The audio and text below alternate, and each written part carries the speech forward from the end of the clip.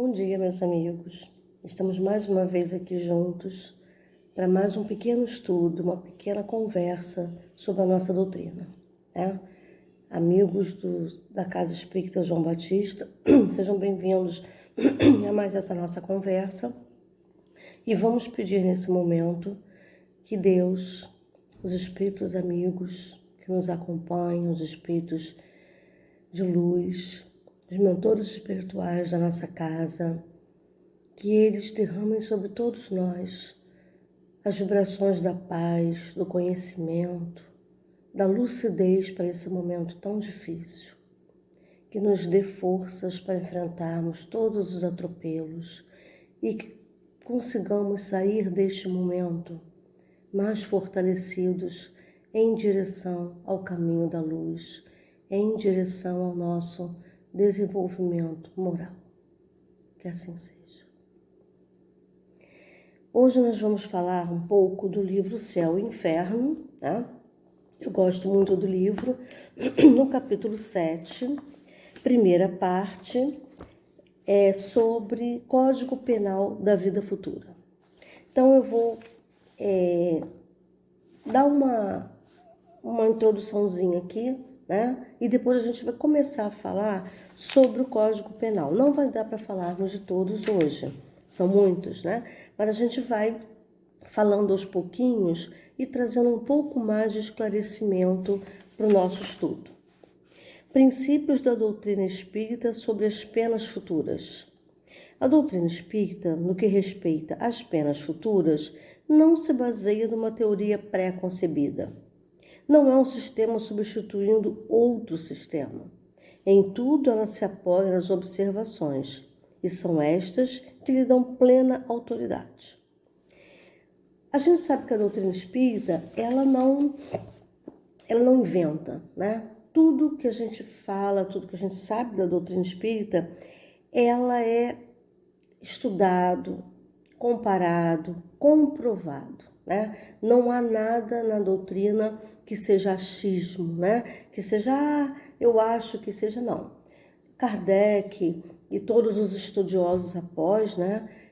Com certeza tiveram esse cuidado, né? O cuidado da gente saber com certeza absoluta, né? Que nada é por acaso no universo, que não existe milagres, que não existe coisas inexplicáveis. Tudo sob o comando perfeito de Deus. Então, esse código, né, da penal da vida futura, né, que depende do seu futuro, depende o que você está fazendo agora, o que você fez anteriormente, é consequência, né, vamos dizer assim, não é que depende, é consequência do que você fez. É uma coisa muito clara, lógica, faz todo o sentido do mundo. E isso é importante para a gente conhecer e saber lidar com a nossa realidade do dia a dia, né? Porque às vezes a gente não se preocupa de ter uma posição mais crítica, de se preocupar com o que pode acontecer, vai levando a vida, vai deixando a vida levar. E aí a gente se arrepende no futuro, né? Porque a gente não teve uma postura adequada, a gente não teve uma atuação, né, correta, vamos dizer assim. E é aquela frase que eu falo muito, né? A cada um segundo suas obras. A gente só vai colher o que a gente plantou.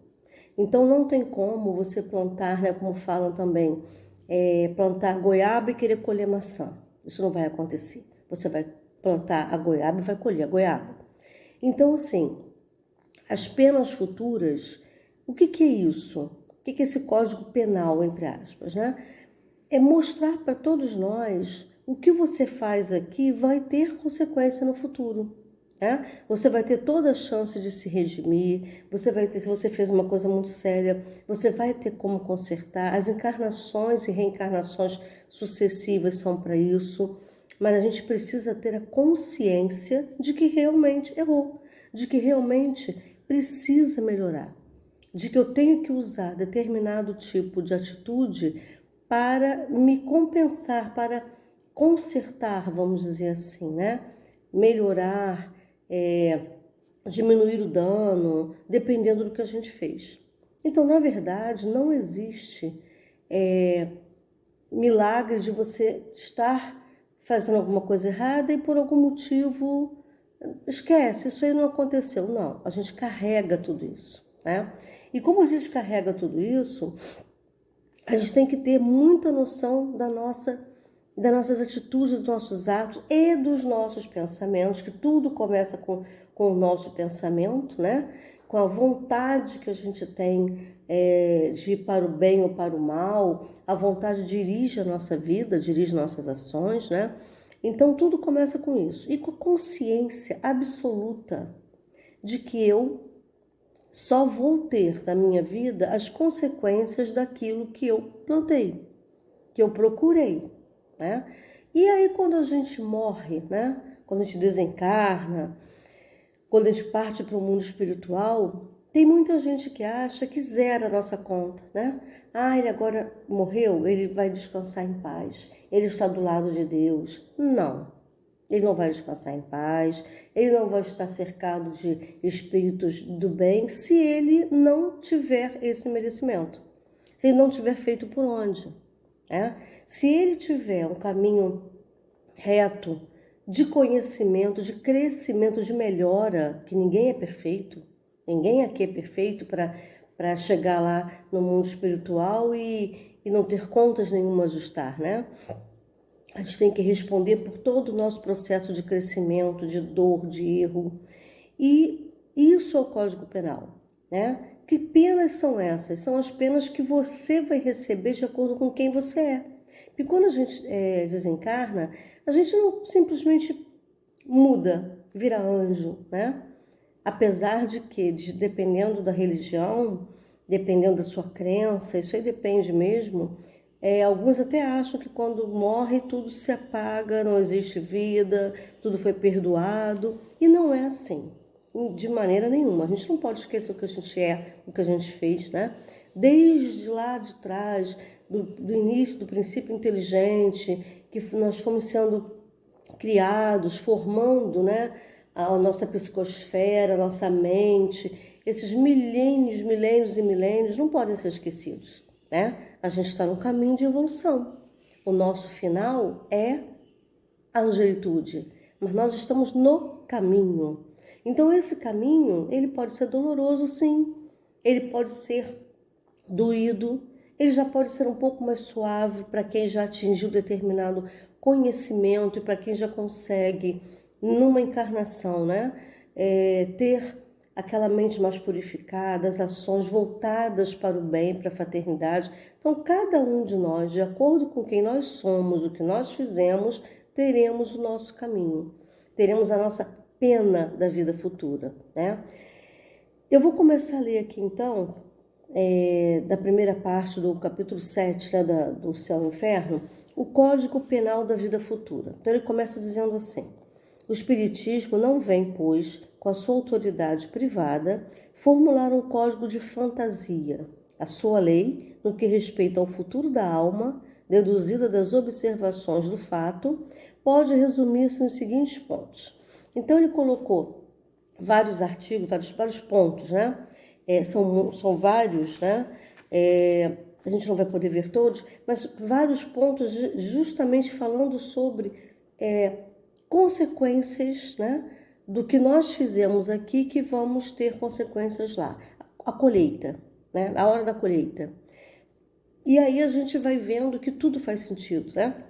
Essa observação toda do Espiritismo, as análises feitas pelos cientistas, né? Que dão um braço a torcer realmente em relação à vida pós-morte, a questão do retorno do espírito em crescimento e várias outras coisas como a mediunidade, como o magnetismo. Então tudo isso está comprovado. O espiritismo aí não fala de achismos, né? Então, baseado nisso tudo que a gente sempre ouve falar, né? As consequências dos seus atos, a sua preocupação de seguir um caminho reto, de crescer dentro do mundo, né? De ser uma pessoa boa, de limpar os sentimentos, o baú que a gente carrega conosco, né? Aqueles sentimentos que tem que ser sublimados, eles têm que ser transformados em coisas boas. São um exercício que a gente tem, né? Então, no primeiro item, ele diz assim: a alma ou o espírito sofre na vida espiritual as consequências de todas as imperfeições que não conseguiu corrigir na vida corporal. O seu estado feliz ou desgraçado é inerente ao seu grau de pureza ou impureza. Foi exatamente isso que eu acabei de falar, né? Esse primeiro, ele resume tudo, né? É simples. Você vai ser feliz ou infeliz de acordo com o seu grau de pureza ou impureza, de pensamentos, de ações, de sentimentos que você guarda dentro de você, do desenvolvimento da empatia e da fraternidade, tá? Porque são itens fundamentais para a gente conseguir se ligar no outro, fazer a conexão com o outro, né?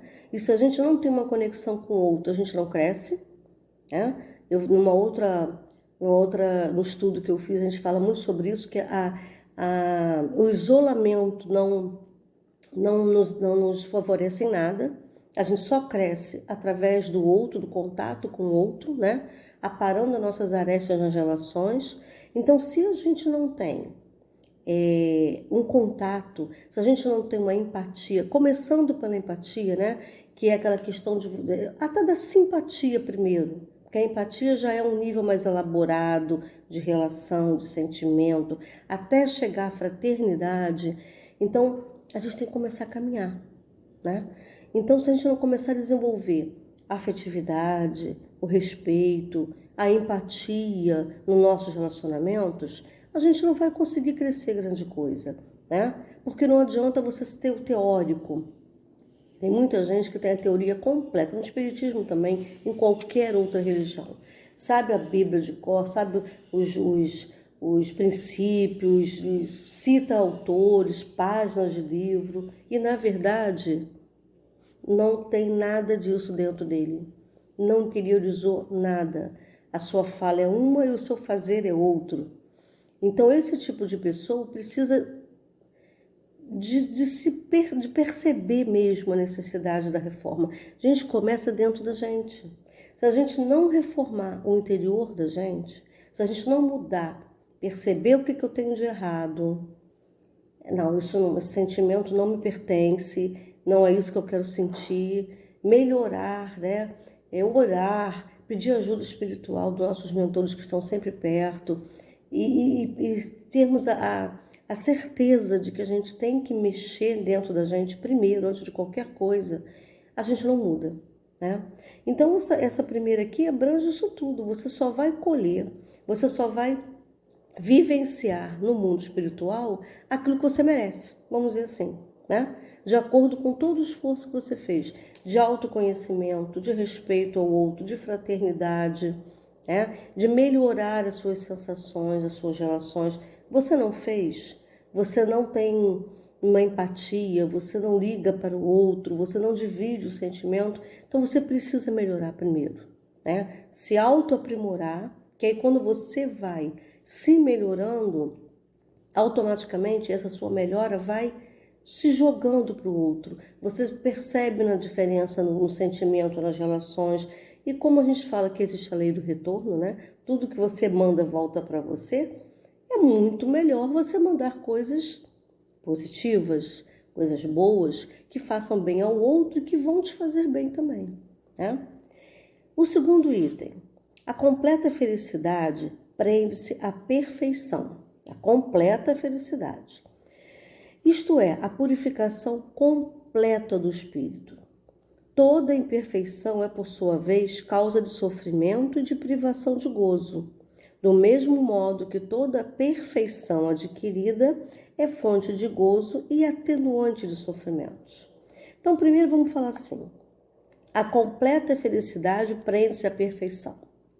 Eu fiz um estudo há pouco tempo atrás, no João Batista, que falava sobre felicidade. A felicidade, para a gente, para nós encarnados, ela é relativa. Sim, ela é relativa. Por quê? Porque a felicidade completa, ela é igual à completa perfeição, né? Eu não sou perfeita, nenhum de nós somos. Nós não temos nenhuma perfeição, mas a gente tem melhoramentos, a gente tem evolução, né? Então, a nossa felicidade vai depender fundamentalmente do seu nível de perfeição. De perfeição como? Nós aqui no mundo, encarnados nesse planeta de provas e expiações, né? Que estamos até passando por uma provação, né? Por um teste bem pesado agora. Cada um de nós está num degrau de evolução, né?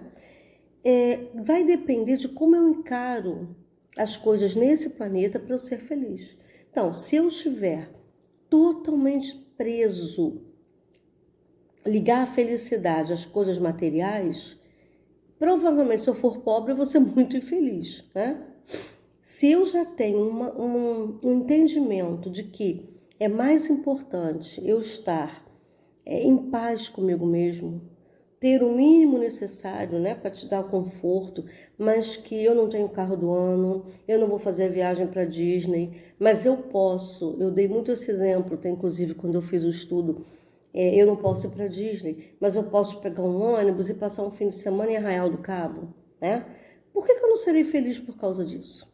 Vai depender de eu estar na Disney, minha felicidade? Se vai depender, realmente eu vou sofrer muito.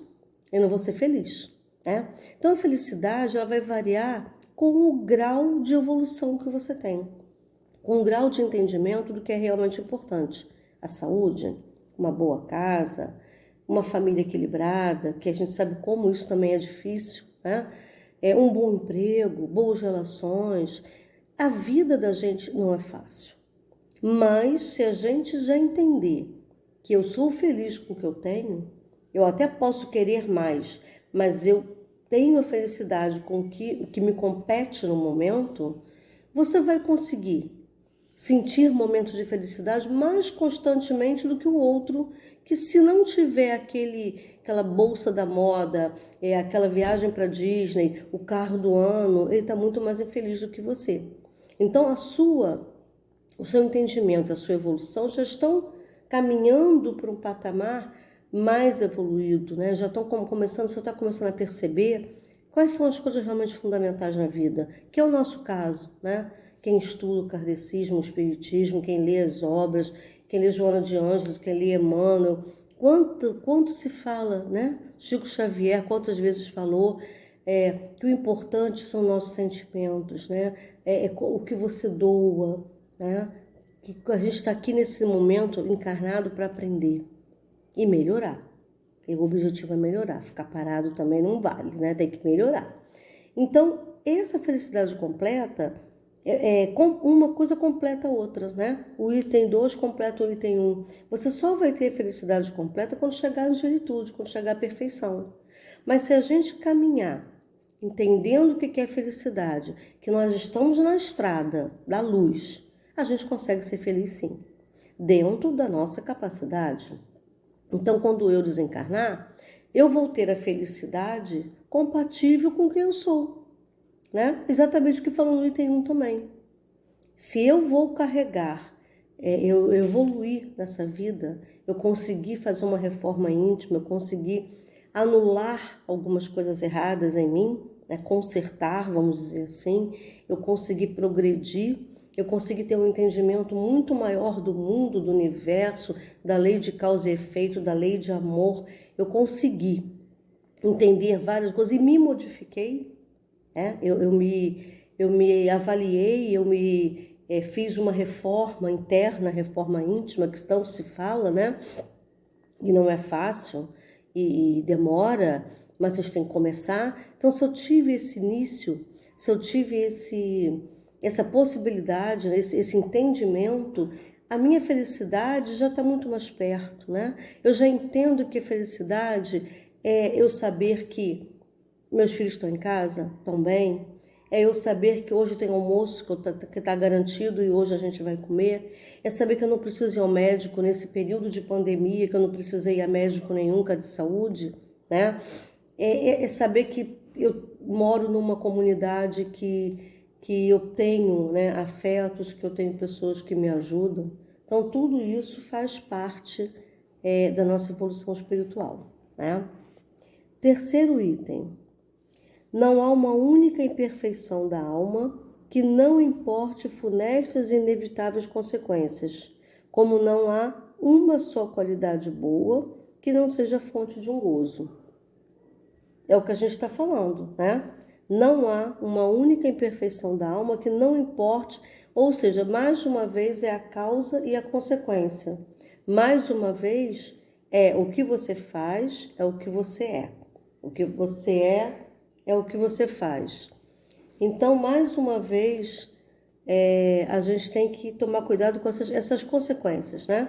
Mais uma vez eu estou dizendo, e o Livro dos Espíritos está dizendo, que não há uma imperfeição que não importe consequências, né? Então, se você tem alguma questão a ser resolvida, algum sentimento que você precisa mudar, se você não faz a sua mudança, se você não faz a sua reforma, você vai ter consequências disso, né? E principalmente quando a gente desencarna, que é o que a gente está falando aqui do Código Penal da vida futura. Você vai levar com você essas malas pesadas, né? Esses erros, essas sujeirinhas que têm que ser limpas.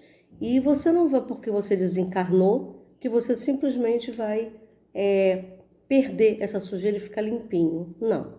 Elas vão com você e vão determinar como você vai crescer, que nível de atendimento, que nível de, como é que eu vou dizer, de vida, né, de estudo, que nível você vai ter no mundo espiritual, aonde você vai se localizar, né, com quem você vai conviver. E aí você vai ver que você precisa mexer em muitas coisas, e vai precisar, e vai pedir, e vai necessitar de uma nova encarnação. A cada encarnação, o objetivo é nos aprimorarmos cada vez mais. E quando a gente desencarna com a nossa mala ainda muito pesada, isso vai trazer consequência para a gente. É claro, você não fez o trabalho de casa, você não aproveitou os momentos que você pôde para se melhorar, para fazer uma reforma íntima, para desenvolver empatia, desenvolver a fraternidade. Então você vai ter que voltar para fazer isso, né? E aqui diz também no final: a soma das penas é assim proporcionada à soma das imperfeições, como a dos gozos, a das qualidades. Então, o que você vai sofrer, de novo, é o que você é o que você fez, é o que você melhorou ou é o que você piorou. Piorou, às vezes é mais complicado, você pode até estacionar, né? Mas é muito mais fácil a gente lutar para melhorar. Porque o baúzinho que você leva de coisas boas e coisas ruins, que não vão sumir da noite para o dia, vão determinar o atendimento que você terá, vai determinar as relações que você fizer, vai determinar quem você é. É isso que determina. E quem você é que vai determinar as futuras ações, né? O futuro em carne, as provações que você vai ter que passar, as melhoras que você vai ter que desenvolver, né? Porque esse é o objetivo. A gente não vai encarnar só para achar que o planeta Terra é lindo. A gente vai encarnar para burilar a nossa carga, né? Nossos sentimentos, nossas relações, elas vão se pautar na melhora. É o objetivo. Então, é o que aqui está dizendo. Se você, desde o primeiro, um parágrafozinho, ele vai aumentando, ele vai, como é que eu vou dizer? Ele vai acrescentando, né, a verdade. Que tudo que você tem, que tudo que você faz, que tudo que você é, você vai levar. Que você tem dentro de você, né? Nada material, a gente está cansado de saber disso. Então, na verdade, quando você desencarna, é feita a avaliação final, né? Então, o que você você vai levar. E quando você levar, aí você vai lá no momento, no mundo espiritual, você vai acertar as contas, né?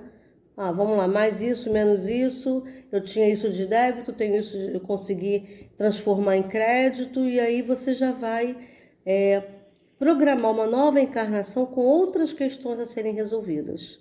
E esse é o caminho da evolução. A alma que tem 10 imperfeições, por exemplo, sofre mais do que a que tem 3 ou 4. E quando dessas 10 imperfeições não lhe restar mais que metade ou um quarto, menos sofrerá. É outra coisa óbvia, né? Quanto menos imperfeição você tiver, menos você vai sofrer. Você já vai ser encaminhado, você já vai ser ajudado e você já vai entender. É muito importante também o entendimento, né? Você já vai entender o que está acontecendo. Então, as suas atitudes vão ser mais conscientes, vão ser mais preocupadas com o bem, com o crescimento, com a reforma íntima, com o contato com o outro, com o que você deixou de bom por onde você passou, né? Então, quanto menos imperfeições nós tivermos, e a gente volta no segundo item, mais felizes seremos. A felicidade, ela é proporcional ao nosso nível de evolução. A felicidade completa, como diz aqui, prende-se à perfeição, à purificação completa do espírito. E como nós ainda estamos num longo caminho para chegar lá, o que a gente tem que fazer é continuar caminhando, né? Porque se eu já consegui um progresso numa encarnação, eu já vou ter outra perspectiva, eu já ter outra visão de mundo, eu já vou conseguir ser feliz com as coisas do espírito e não com as coisas do mundo, né? E tendo a perfeita noção de que a nossa passagem aqui, como o nome mesmo diz, é passagem, né? É um momento que a gente tem de melhoria, é uma bênção que a gente recebe, porque nós encarnarmos, o nosso aprendizado é muito forte, é muito grande, e a gente tem que aproveitar.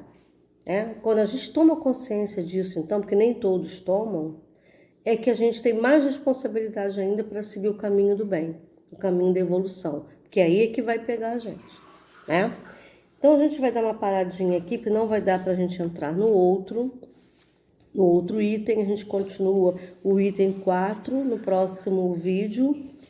E agora, então, depois dessa nossa conversa tão esclarecedora, a gente vai fazer uma prece, agradecendo aos nossos mentores, agradecendo ao João Batista, agradecendo a todos os espíritos amigos que nos guiaram, que nos orientaram nesse momento, agradecendo as falas e o entendimento e o estudo e pedindo muita força para que todos nós saiamos desse momento tão difícil para a humanidade, mais fortalecidos e mais equilibrados, voltados para o bem e para a nossa evolução. Que João Batista nos acompanhe, que nossos mentores nos acompanhem e que fiquemos todos em paz. Que assim seja. Um bom dia para todos vocês e que essas palavras sirvam de um pouquinho mais de aprendizado na nossa caminhada.